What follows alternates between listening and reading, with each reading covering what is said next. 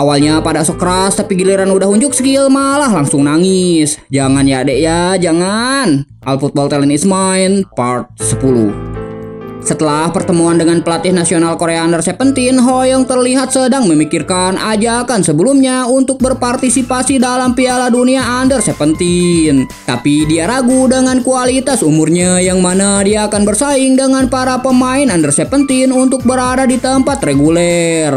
Dan kalau mereka sampai melakukan permainan fisik, Hoyeong meyakini kalau dia pasti akan kalah. Meski aku sedikit kehilangan kepercayaan diri, tapi aku akan melatih otot dan fleksibilitas untuk mencegah cedera. Dan beberapa hari kemudian, Hoyeong dan juga Monica terlihat bersorak untuk merayakan keberhasilan Hoyeong yang telah lulus dalam sertifikasi lanjutan ujian internasional bahasa Brazil. Di sisa-sisa waktu kesibukan, Monica selalu mengajari Hoyeong supaya lebih mahir dalam bahasa Brazil. Sebagai tutor, Monica pun merasa bangga dengan pencapaian temannya itu. Dan berhak keberhasilannya, Hoyeong kini berhak untuk memilih salah satu bakat yang dimiliki Monica. Tapi dikarenakan wadah bakatnya sedang penuh, Hoyeong pun harus menunda untuk memasukkan bakat Monica ke dalam list bakat miliknya.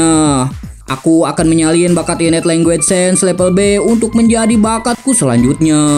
Singkat cerita, pada awal bulan Maret, Hoyeong kembali ke Korea Selatan. Dan begitu dia menginjakan kaki di Bandara Incheon, dia langsung dikerubungi oleh para wartawan. Di sana juga ada kedua orang tua Hoyeong yang sudah menunggu kepulangannya. Barangkali kau punya teman dekat yang ingin diceritakan kepada kami.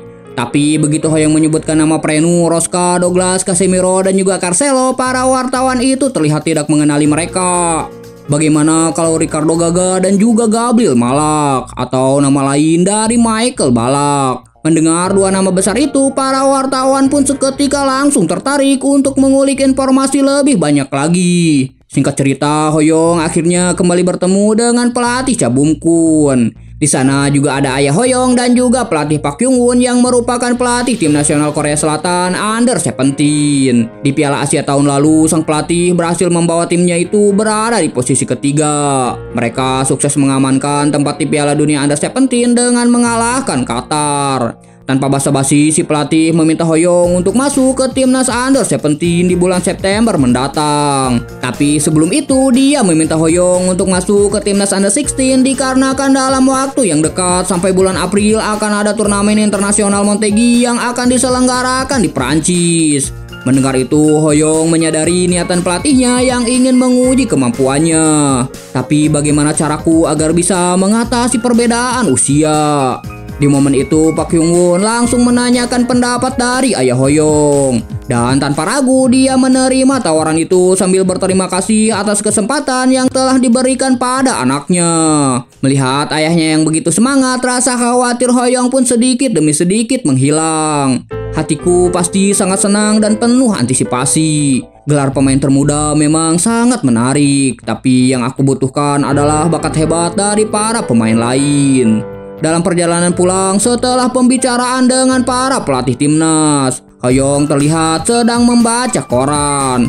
Di sana memuat berita-berita tentang dirinya yang sukses menaklukkan Brazil. Bahkan tidak sedikit berita yang melebih-lebihkan pencapaiannya sampai menyandingkannya dengan sang legenda Argentina yaitu Diego Maradona. Melihat itu, Hoyeong merasa malu sendiri dengan berita yang ditulis oleh para wartawan. Dan dia berharap kalau hal itu bisa segera berhenti.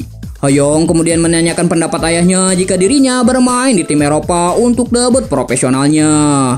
Tapi untuk itu dia tidak bisa melakukannya sendirian karena harus ditemani minimal salah satu dari kedua orang tuanya.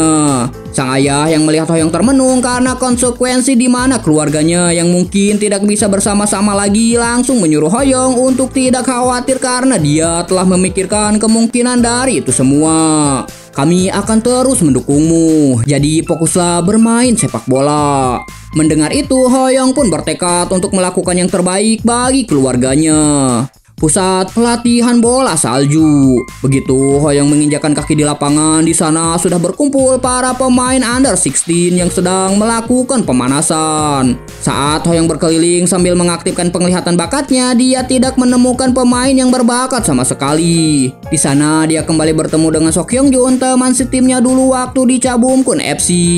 Sok Hyung Jun yang menyadari perubahan pada tubuh Hoyong langsung menanyainya tentang tinggi badannya. Dan saat dia tahu kalau tinggi badan Hoyong saat ini adalah 171 cm, dia pun langsung terkejut dan menuduh Hoyong melakukan suntik hormon selama di Brazil. Di tengah percakapan hangat mereka itu, tiba-tiba seseorang senior datang menegur kebisingan dari kedua orang di hadapannya itu. Dia adalah Kim Shin-woo yang merupakan kapten tim Under 16. Melihat itu, Hoyong dan juga Hyung Jun pun langsung meminta maaf. Tapi sebelum Kim Shin-woo pergi, dia memanggil Hoyong. Aku dengar kau berlatih di Brazil. Aku tidak peduli bagaimana caramu berlatih di sana. Tapi di Korea kau belajar dengan cara dipukuli. Kau tidak akan mendapatkan perlakuan spesial meskipun kau ini anak-anak. Cuman itu cara untuk bisa berkembang. Semoga kau berhasil. Setelah sesi pemanasan selesai, sang pelatih kemudian memerintahkan mereka untuk latihan tanding 9 versus 9. Tim pertama yang dipimpin oleh kapten adalah tim putih. Sementara tim kedua yang berisikan anggota baru akan menjadi tim biru termasuk Hoyong dan juga Sok Hyung Jun. Go Jae-yong yang merupakan kapten tim biru terlihat melirik ke arah Woo Hoyong. Meski dia bermain di luar negeri dan media mengeluh-eluhkan kehebatannya, tapi dia cuman anak SD. Tidak peduli seberapa berbakatnya anak itu, bagaimana cara kami bisa melawan tim putih dengan sekumpulan pemula. Sementara di sisi lain, Hoyong terlihat bersemangat untuk segera menunjukkan semua bakat yang dia miliki. Sebelum pertandingan dimulai, pelatih tim muda yaitu Park Cho-woo memanggil Hoyong untuk menginstruksikan peran dia di lapangan. Dia menjelaskan tentang apa itu artinya menjadi seorang playmaker pada Hoyong yang telah menjadi playmaker selama 3 tahun di Sao Paulo, Brazil. Dengan rendah hati, Hoyong pun mengangguk mengerti yang ngebuat si Park Cho-woo terlihat senang mendengarnya. Tapi di dalam hatinya, si pelatih itu menganggap Hoyong hanyalah sebagai penghalang. Bahkan menyamakannya dengan anak TK yang hanya akan membuat kerjasama di lapangan menjadi berantakan. Dia menyuruh Hoyong untuk tidak terlalu bermain sendirian karena mengingat di sini bukanlah Brazil. Jangan bekerja terlalu keras hingga cedera dan pastikan kau memberi umpan pada rekanmu. Si Park Cho-woo yang melihat Hoyong pergi masih tidak mengerti dengan pelatih kepala yang memasukkan anak ini ke dalam tim Under 16. Karena menurutnya seberbakat apapun dia, orang itu tetaplah masih anak-anak. Pertandingan antara tim biru dan tim putih pun akhirnya dimulai. Yang Sok Ho yang merupakan gelandang tim putih langsung menggiring bola begitu kick off dimulai. Dia kemudian mengoperkan bola kepada sang kapten. Dan di sana terlihat Hoyong yang langsung berlari ke arahnya. Kim Shin-woo memuji kecepatan bocah di hadapannya, tapi dia juga mengomentari pressingnya yang tinggi itu yang dinilainya terlalu ceroboh. Dan tanpa mempedulikan Hoyong, dia pun mengoperkan bola ke arah samping. Tapi dengan refleksnya yang sangat tinggi, bak seekor kelinci, Hoyong memindahkan jalur lintasan larinya dan langsung berlari ke arah bola. Kim Tae-jin yang merupakan gelandang tim putih berhasil mendapatkan bola itu. Tapi tak lama Hoyong langsung merebutnya dengan sangat cepat. Aku bahkan tidak bisa berkontak fisik dengannya. Dia menusuk seperti kilat lalu menghilang begitu saja. Hoyong terlihat tersenyum karena kini bakat intercept super cepat yang dia copy dari Casemiro sudah berhasil dia kuasai, bahkan memodifikasinya menjadi gaya dia sendiri. Bahkan para pemain tim putih merasa heran dengan seorang penyerang yang memiliki tackle setingkat dengan pemain berbakat level tinggi.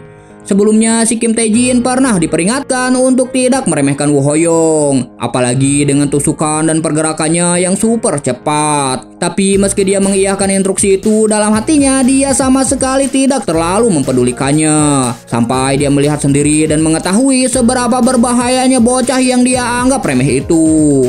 Terlihat Hoyong yang sudah memasuki kotak penalti dan sedang berhadapan dengan kiper. Dengan mudahnya dia langsung mengolongi kiper dan bola pun masuk ke dalam gawang. Para pemain yang ada di pinggir lapangan terlihat menganga dengan aksi soloran Hoyong itu. Begitupun dengan para pemain tim putih yang hanya bisa terdiam menyaksikan tim mereka dipecundangi sama bocah 13 tahun. Apa-apaan kemampuannya itu? Tidak mungkin hal itu bisa dihentikan. Kim Tae-jin yang terlihat melamun langsung dihampiri Shin-woo. Dan kaptennya itu pun langsung memarahinya dan menyuruh gelandangnya itu untuk tetap fokus. Dia juga memarahi Taejin karena tidak becus menghentikan seorang anak TK. Meski dia segera meminta maaf atas kesalahannya, tapi dia juga beranggapan kalau tidak mungkin untuk menghentikan bocah 13 tahun itu karena dia sangat cepat. Bahkan dalam hatinya si Taejin menyuruh kaptennya itu untuk menghentikannya sendiri. Itu juga kalau dia mampu.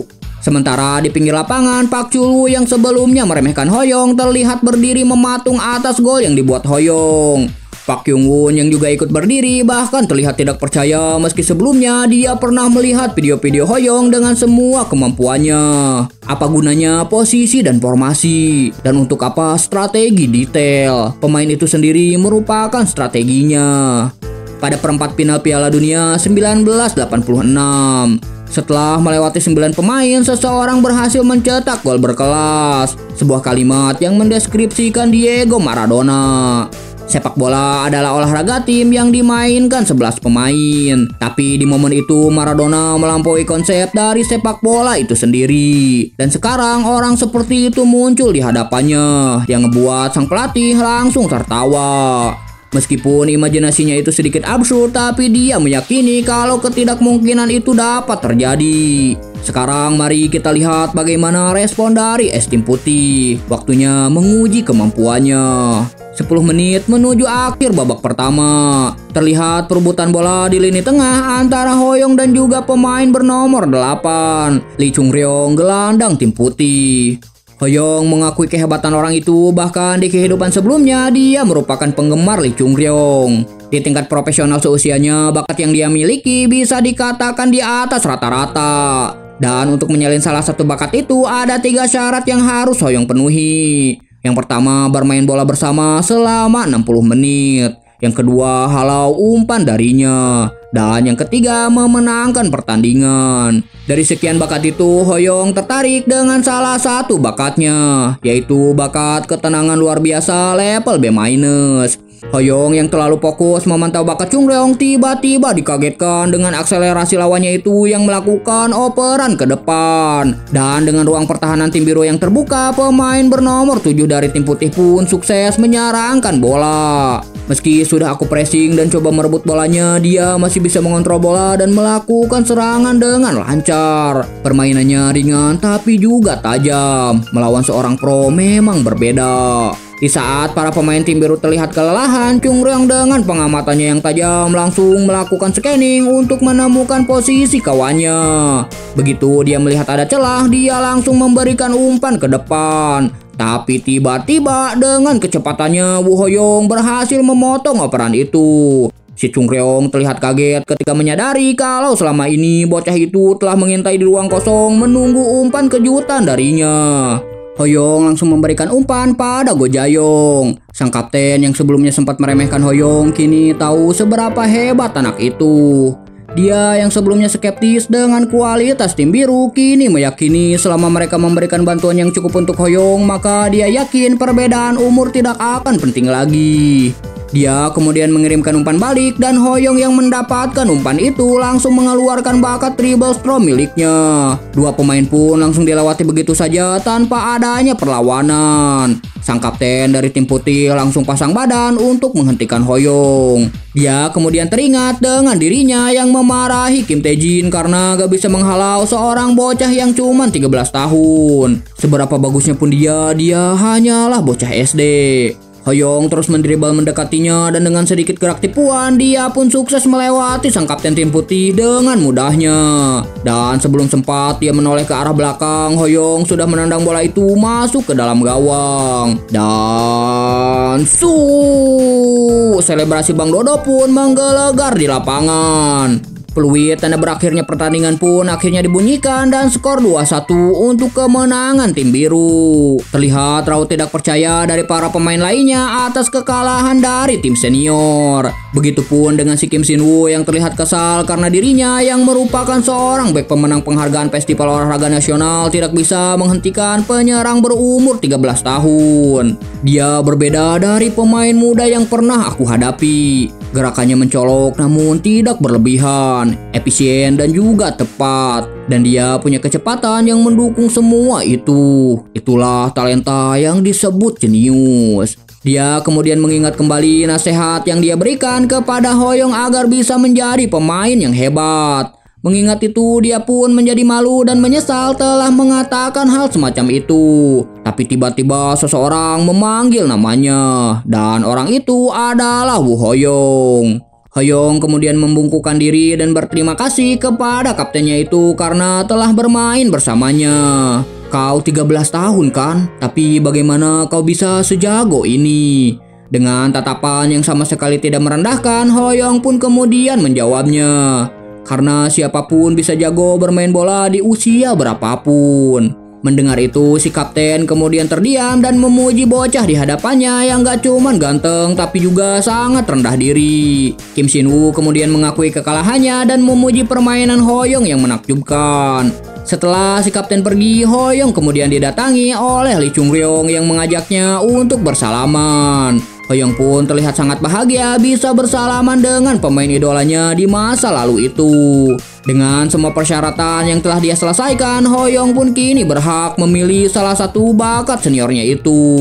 Dan bakat yang dipilih Hoyong adalah bakat ketenangan luar biasa level B-. 20 Maret di Montégy, Prancis. Para pemain sepak bola under 16 mulai berkumpul dari seluruh dunia untuk turnamen internasional Montagu yang akan diselenggarakan pada tanggal 23. Di pertandingan pertama mereka nanti, Korea akan melawan tuan rumah yaitu Prancis. Sang pelatih menyemangati mereka agar tetap tenang dan tidak mengkhawatirkan apapun selain pertandingan di lapangan. Turnamen internasional Montagu adalah kompetisi liga yang dibagi menjadi 2 tim. Jadi kalau mereka kalah pun tidak akan langsung gugur.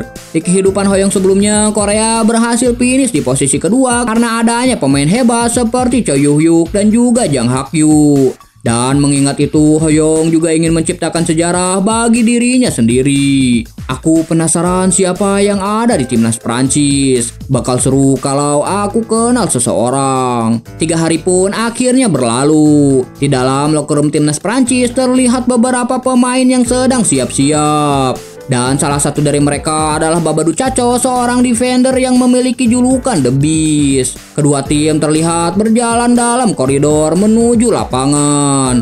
Meski tidak diperkuat beberapa pemain inti karena cedera, si Babadou Chacho ini menganggap itu sudah cukup untuk mengalahkan Korea yang tidak punya tradisi sepak bola. Begitu juga saat ia melihat Hoyong di lapangan, dia terlihat meremehkannya.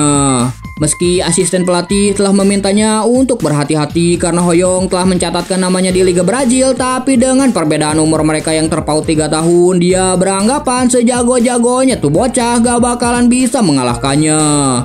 Semoga saja dia tidak menangis kalau kalah di pertandingan kali ini. Pertandingan pembuka turnamen internasional Montagu antara Prancis dan Korea pun akhirnya dimulai. Memasuki 15 menit babak pertama. Terlihat para pemain Korea yang menguasai bola mencoba menembus barisan tengah lawan. Si Babadou Chacho yang melihat itu terlihat tenang karena meski pertandingan itu seimbang, tapi Prancis masih lebih unggul dalam dominasi lini tengah. Dan lagi dia yang memperhatikan Hoyong sejak tadi menilai kalau bocah 13 tahun itu tidak bisa mengontrol bola dengan benar. Tidak ada yang spesial dari orang itu. Pelatih pasti terlalu berlebihan soal dia. Dia kemudian terlihat kesal saat mengingat Korea yang berhasil masuk semifinal Piala Dunia pada tahun 2002. Padahal menurutnya mereka hanya mengandalkan keberuntungan. Dan pada pertandingan kali ini si Babadou bertekad untuk membantai tim Korea. Hoyong yang terus mendapatkan penjagaan ketat mencoba untuk keluar dari kawalan lawannya itu. Tapi di sana dengan tubuh kuatnya si Babadou Chacho terus saja menghalanginya. Meski si Babadou memuji kemampuan fisik Hoyong, tapi dengan kesombongannya dia merasa kalau bocah di hadapannya itu masih bukanlah tandingannya. Hoyong terus melarikan diri dari kawalan pemain lawan sambil mencari ruang kosong. Sementara si Babadou terus mengawasinya dan bertekad untuk tidak membiarkan bocah itu lewat. Tapi tiba-tiba sebuah akselerasi cepat langsung Hoyong tunjukkan melewati dua kawalan lawan sebelum akhirnya menerima umpan. Para penonton yang melihat itu langsung terdiam. Mereka juga mengomentari kalau pemain bernomor 7 itu terus berlari seperti itu, maka di babak kedua nanti staminanya pasti akan habis. Hoyong kemudian mengoperkan bola kepada rekan timnya. Dan dengan kerjasama mereka yang baik, bola itu pun dapat didistribusikan ke depan. Di saat si Babadu mulai panik, di saat itu juga Hoyong terus berlari melewati para pemain lawan yang mencoba menghentikannya. Si Babadu kemudian berteriak menantang Hoyong untuk menggiring bola ke arahnya. Tapi tiba-tiba tantangan itu malah dikacangin oleh Hoyong yang terus berlari ke depan. Bola terlihat melesat dan di sana ada Chung Reong yang dengan sangat baik menerima umpan itu. Dengan intelijensinya yang sangat tinggi, dia langsung mencari ruang kosong dan di sana sudah ada Hoyong yang berlari meminta bola. Sebuah umpan cepat langsung diarahkan ke depan dan Hoyong pun menerimanya dengan sangat baik. Dan layaknya sebuah petir, Hoyong pun melewati 3 pemain lawan dengan sangat cepat. Kejadian itu lagi-lagi ngebuat para penonton tuan rumah terdiam. Di pertahanan lawan kini hanya menyisakan 1 pemain bertahan, yaitu si Babadu. Sekarang waktunya aku bersinar. Aku akan tahan dia bagaimanapun caranya. Tapi dengan kecepatannya, Hoyong langsung melewatinya begitu saja, meninggalkan si Babadu yang terdiam. Sok keras lu cok, mamam tuh diasepin. Hoyong kini hanya tinggal berhadapan dengan kiper. Dan boom, bola pun sukses masuk ke dalam jala gawang. Kini si Babadu yang telah melihat kemampuan bocah yang sebelumnya dianggap remeh terlihat merinding ketakutan. Menit-menit akhir di babak pertama, terlihat para pemain Prancis yang memundurkan garis pertahanan mereka. Duran yang merupakan manajer timnas Prancis sengaja mengubah taktik agar pemainnya lebih siap di babak kedua nanti. Mereka terus menekan baik dari luar ataupun dari dalam sambil mencari celah untuk menyerang. Sang kapten yang menyadari akan hal itu mencoba untuk mencari solusi agar timnya bisa keluar dari situasi tersebut. Tapi tiba-tiba sebuah umpan terobosan langsung menusuk ke pertahanan tim Korea. Sebuah tendangan pun langsung dilepaskan dari luar kotak penalti. Tapi untungnya sang kiper bisa menangkapnya dengan baik. Untung kipernya bukan Onana. Si kiper langsung menendang bola itu jauh ke tengah lapangan. Dan dengan posturnya yang sangat tinggi, Sok Hyung Jun langsung melompat dan memenangkan duel udara itu. Saat bola jatuh ke kaki Hoyong, dia langsung mengeluarkan mode bakatnya. Melihat itu, si Babadu pun langsung berkeringat dingin serta ketakutan.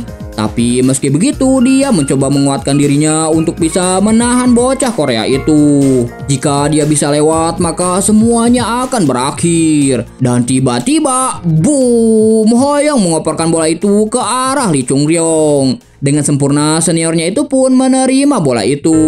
Sementara si Babadu lagi-lagi dibuat melongo karena telah dikibulin sama bocah 13 tahun. Sebuah tembakan langsung diarahkan ke gawang Perancis dan gol pun kembali tercipta. 0-2 untuk keunggulan Korea Selatan. Di saat Hoyong dan Chung Reong sedang merayakan gol, si Babadu yang merupakan pemain elit Prancis terlihat sedang memukul-mukul tanah. Dan bukannya kasihan, Hoyong malah mengaktifkan penglihatan bakatnya.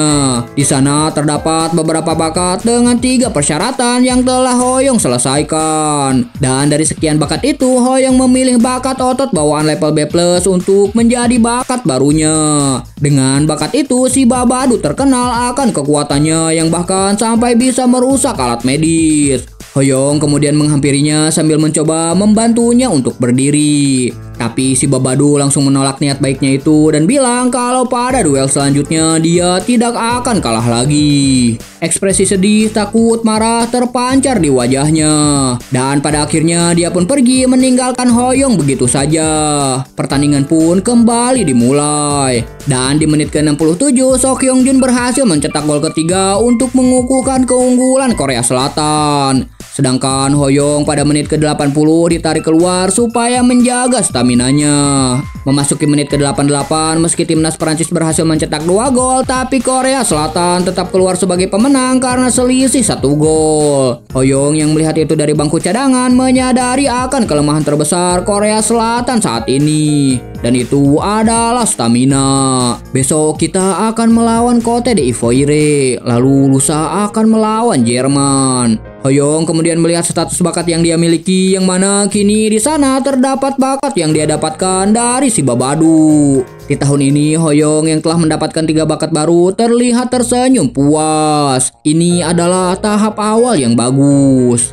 Duran, kepala pelatih Prancis, mengira kalau pertandingan hari ini ada di tangan mereka. Sebagai tuan rumah, setidaknya mereka harus sampai ke final. Dia mendengar kalau Hoyong baru bergabung akhir-akhir ini, tapi permainan link up-nya sangat tepat sasaran. Benar-benar kuda hitam yang tidak disangka-sangka. Dengan kemampuan seperti itu, dia mungkin bisa membawa timnya ke final. Hanya dengan skillnya saja, itu tidak akan mengejutkan kalau dia menguasai seluruh pertandingan ini oleh dirinya sendiri.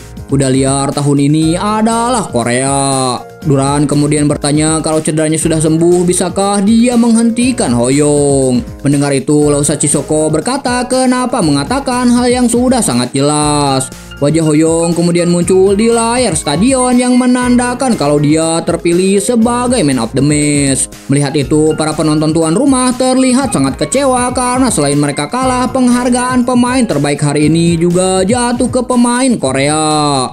Tapi ada juga beberapa supporter yang memuji Hoyong yang memang pantas mendapatkan posisi man of the match. Para wartawan juga memberikan selamat pada Hoyong atas pencapaiannya sebagai man of the match. Seseorang dari mereka kemudian bertanya tentang Hoyong yang melewati Babadu Caco sebanyak 4 kali. Apakah dia lawan yang mudah? Hoyong bilang itu tidak benar.